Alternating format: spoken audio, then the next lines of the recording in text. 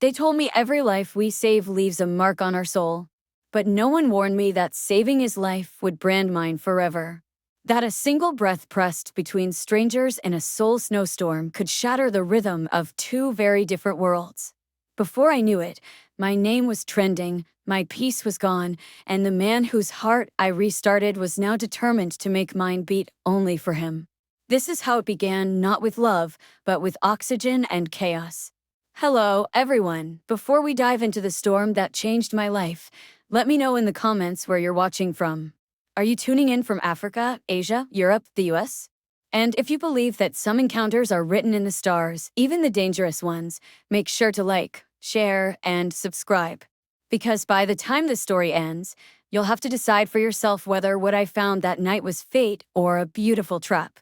It was the kind of Seoul night that makes the city look like a fever dream, snow spiraling through neon light, the scent of roasted chestnuts in the air, and me, Nia Lawson, running down the frozen crosswalk with my boots slipping on glassy pavement. I wasn't supposed to be there. My night shift at the university hospital had ended an hour ago, and all I wanted was my tiny apartment, my blanket, and maybe one episode of Crash Landing on You. But life, real life, doesn't follow scripts. The first scream sliced through the snow like glass, and before my brain caught up, my body was already sprinting. A man had collapsed beside a black sedan, his expensive suit stark against the white street. People were frozen, phones out, recording, not helping. His body convulsed once, then went still, and the red of the traffic light reflected in his eyes like dying fire. Move. I yelled, dropping my bag, kneeling beside him. No pulse. No breathing. He was already halfway gone. I didn't even think. Gloves off, jacket thrown aside. Call 119. I barked at a bystander who was too busy filming. My palms pressed his chest, counting in Korean hana, dull, set, compression strong, steady. Nothing. His lips were pale, blue around the edges. I tilted his chin back, exhaled once, twice, 3 times. His chest rose, then fell. Then, suddenly, he gasped, a ragged sound that sliced through the cold like lightning. His eyes fluttered open, dark, stormy, alive, and in that second, I thought I'd seen a ghost breathe itself back into flesh. The ambulance arrived minutes later, sirens echoing through the narrow streets, but to me it felt like hours. I told the paramedics his pulse had returned, stepped back, and only then noticed the chaos around me, cameras flashing, people shouting in Korean, someone yelling his name. Han Jae-min, the CEO of Han Group, the most powerful tech conglomerate in South Korea. My hands shook as the paramedics lifted him onto a stretcher. One of them glanced at me, eyes wide.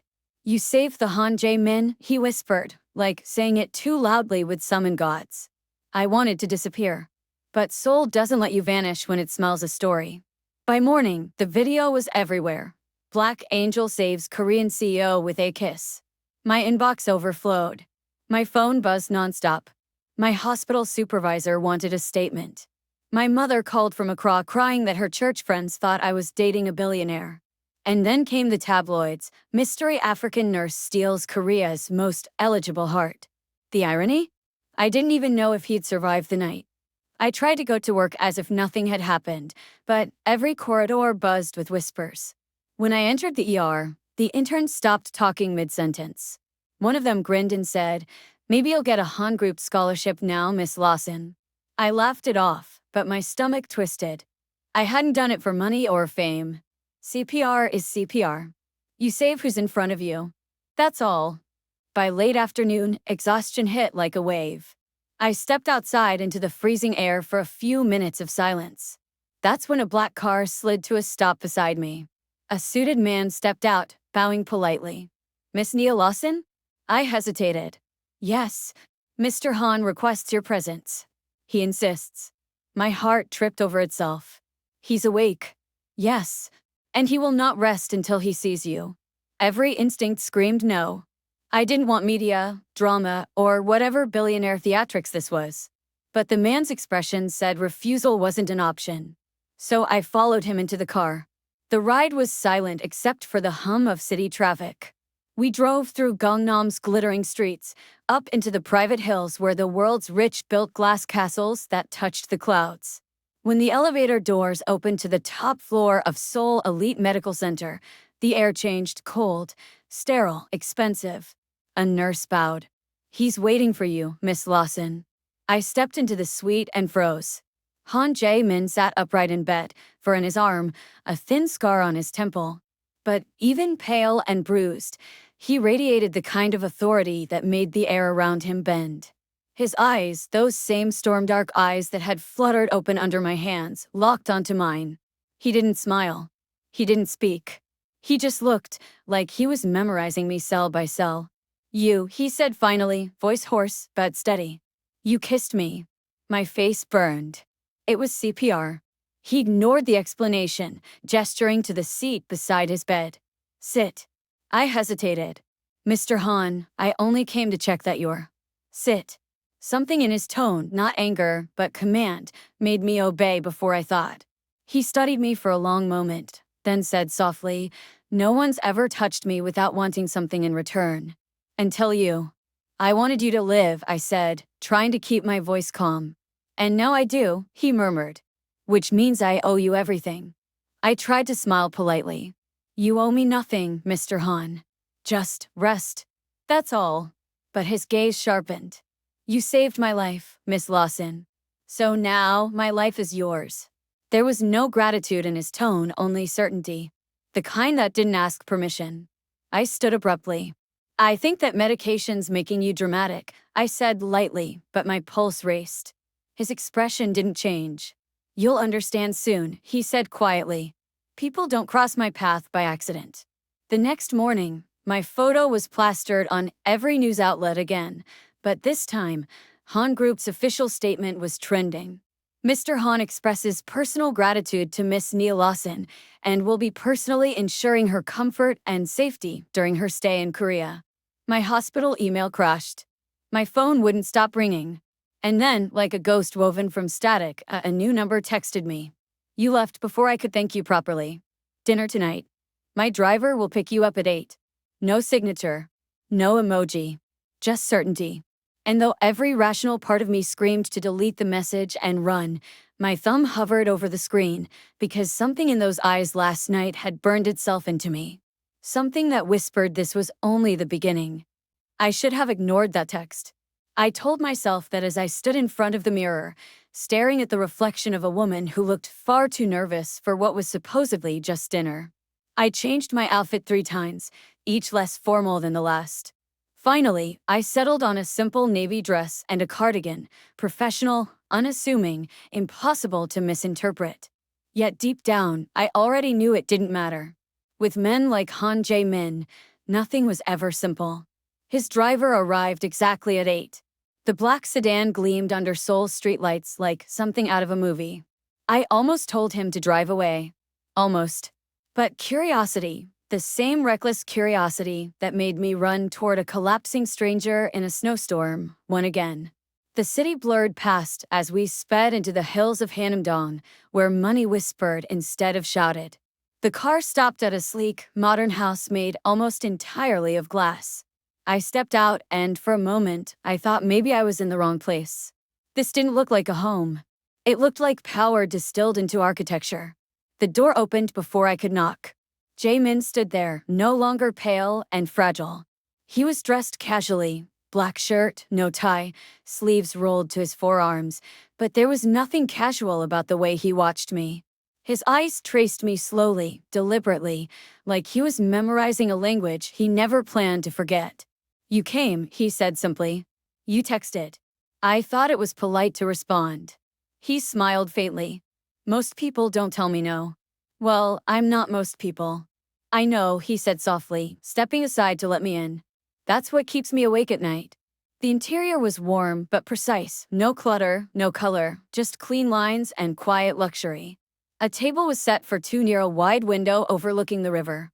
There were no servants, no assistants, no guards in sight. Just him and me, and a silence that seemed to hum with something unnamed. "Wine?" he asked. "I don't drink when I'm off duty." "You're not on duty now." "I'm always on duty, Mr. Han." That's what keeps people alive. He studied me for a beat, then poured himself a glass instead. Then I'll drink for both of us. Dinner was surprisingly ordinary: kimchi stew, rice, grilled mackerel. He'd cooked it himself, or so he claimed. I wanted to believe him. Between bites, he asked questions: where I grew up, what brought me to Korea, why I became a nurse. He listened the way most people don't anymore, completely focused, eyes steady, body still. And yet, beneath that attention was something heavier, darker, possessive. When I told him I planned to return to London next year, something flickered across his face, a tightening around the eyes. London, he repeated softly, as if testing the word for weakness. Yes. My contract ends then. He set down his chopsticks. That's too soon. I didn't realize you were planning my schedule now. He didn't answer immediately. Instead, he leaned back, watching me like a predator deciding whether to move. When I woke up in that ambulance, I couldn't remember my own name, he said finally. All I saw was your face. I heard your voice. Everything after that felt like a dream, except you. Do you understand what that means? I swallowed. It means you were disoriented. Trauma. It means, he interrupted gently, that my first breath back in this world belonged to you. And I don't intend to give it away. My fork froze midair. That's not romantic. That's unhealthy. He smiled faintly, but his eyes never softened.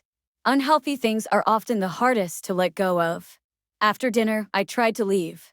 He insisted on walking me to the car. As the driver opened the door, he leaned close, his breath brushing my ear. You can pretend you don't feel it, he murmured. But something happened between us that night. You revived my heart. It remembers you now. I stepped back, heart racing. You don't even know me. Then I'll learn, he said, voice low and sure. Every detail. Every fear. Every reason you think you can leave. The next morning, I told myself it was over. That he'd forget about me once the novelty wore off. But by noon, flowers arrived at the hospital. White orchids, expensive and understated, with a card that said, only, you looked beautiful when you saved my life. By evening, my supervisor called me into her office, flustered. Nia, do you know who donated $2 million to the ER upgrade fund in your name? I didn't need to ask. That week, things changed. My patients began whispering that the CEO's woman was treating them. Reporters lingered outside the hospital gates.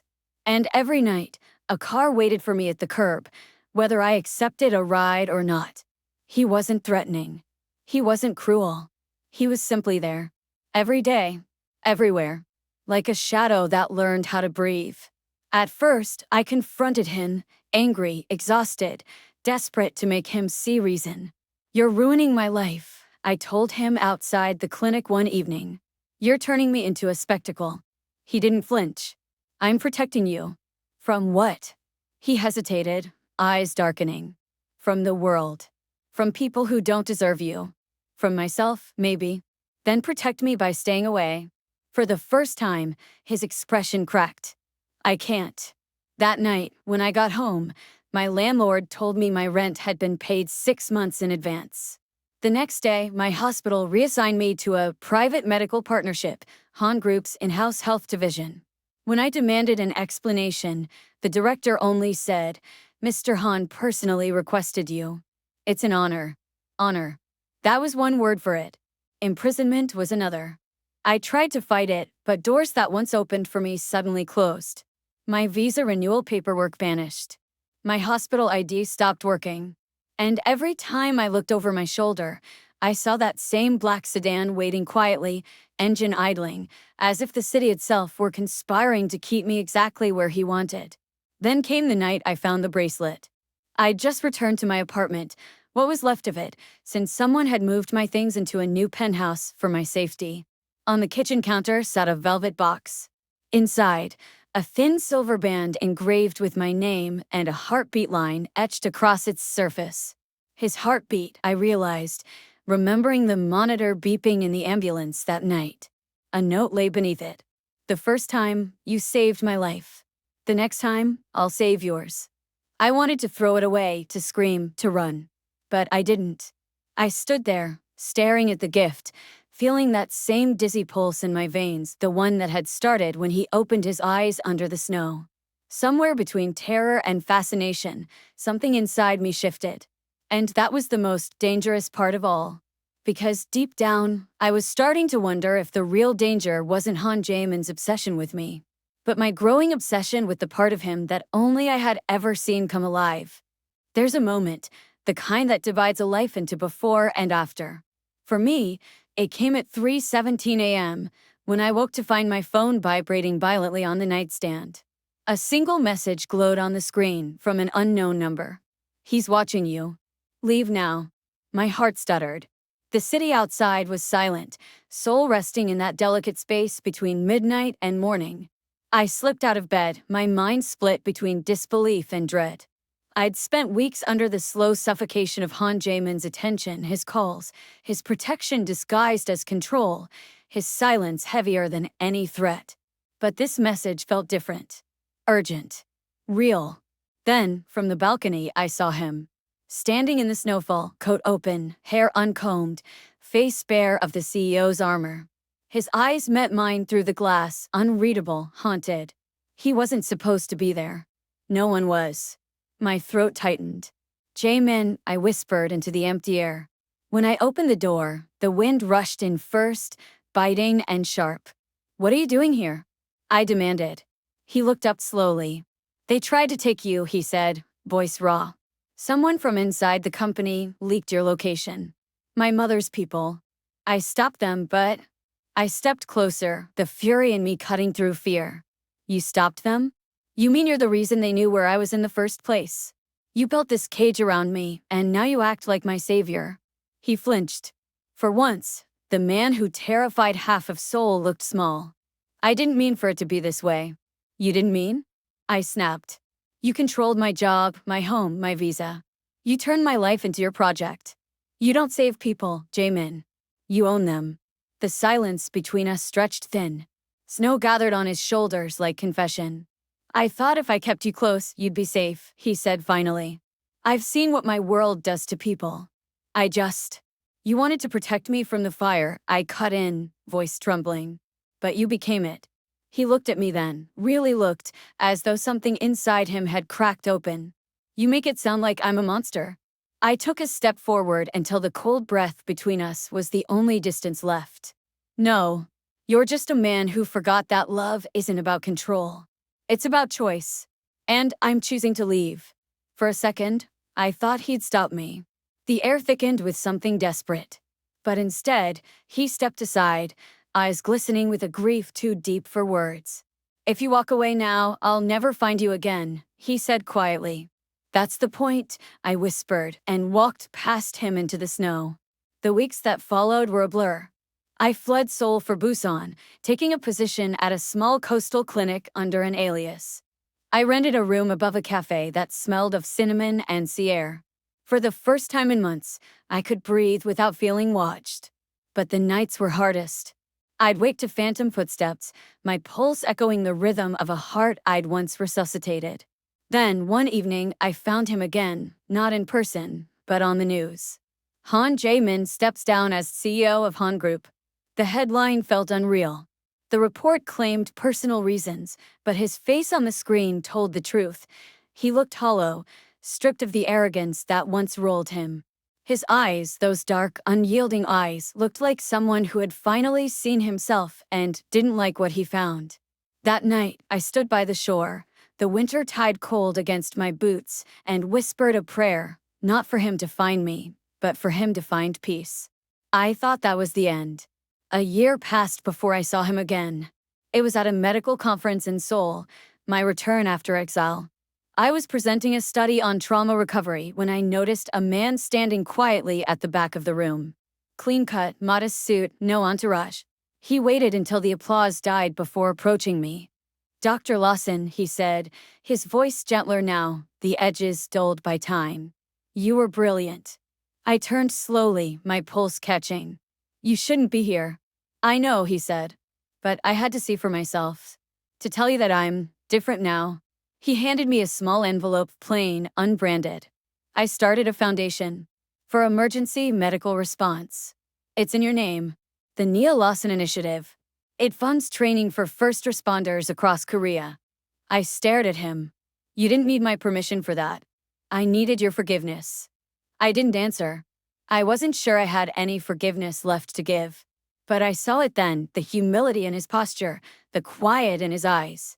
The obsession that once burned like fire was gone, replaced by something human, fragile. He took a step back, almost a bow. You saved my life twice, you know. Once in the snow, once when you walked away. Both times, you forced me to remember what life really is. Which is? I asked softly. A choice, he said, smiling faintly. And this time, I'm choosing to let go. And he did. He turned and walked out of the conference hall into the city's noise, swallowed by the crowd like any other man. Months later, I received one final envelope in the mail, no return address, only my name written in neat Korean script. Inside was a photo, the snowy street where we first met, framed beneath glass. On the back, in his handwriting, 3 words. For every heartbeat. I placed it on my desk, beside the framed ID badge from my first day at the Seoul hospital, and for the first time, I didn't feel anger, or fear, or even longing. Just gratitude for survival, for freedom, for the strange truth that sometimes love comes into our lives not to stay, but to show us what we must never accept again. I don't know where Han Jae-min is now. Some say he moved abroad, living quietly by the sea. Others say he joined the very rescue foundation he built. All I know is this: sometimes the people who break you are the same ones who teach you how to heal. And sometimes, the most dangerous kiss of all is the one that teaches you to breathe again.